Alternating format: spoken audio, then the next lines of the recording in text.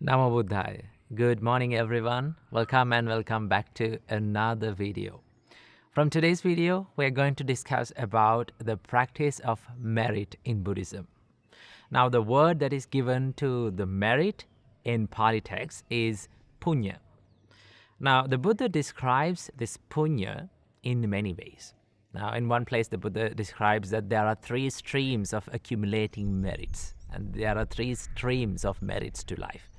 One is being dana, the generosity, giving, sila, living the life in a virtuous way, and bhavana, the meditation.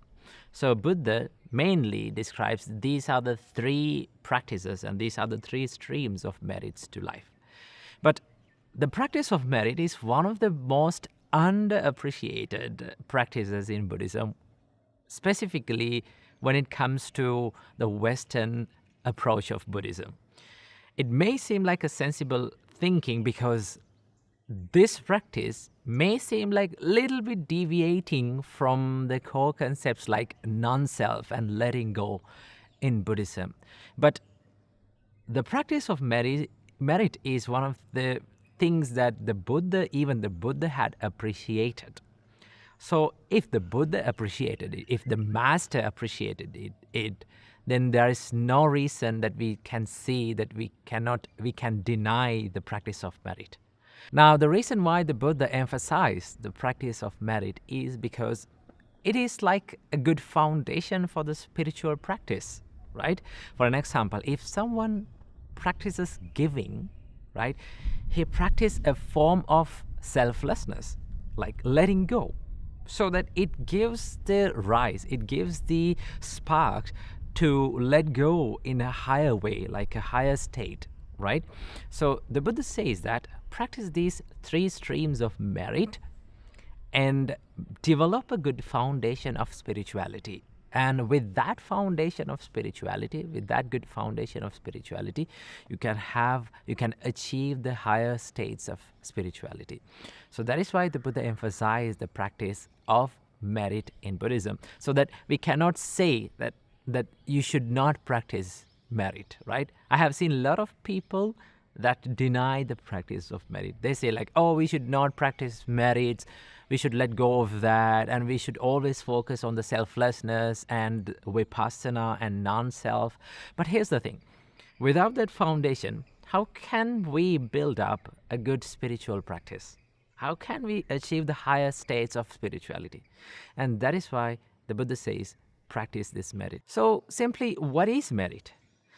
Merit are the actions that we do with the good intentions, like generosity, compassion, loving kindness, and these actions leads to the wholesome states of mind.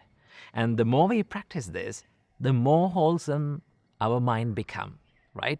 So the point of practice of merit is to keep the mind in a wholesome state, right? The more we do it, the mind tend to turn towards the wholesome side of the mind, right? That is why we practice this merit. And also, there are many ways to do that, right?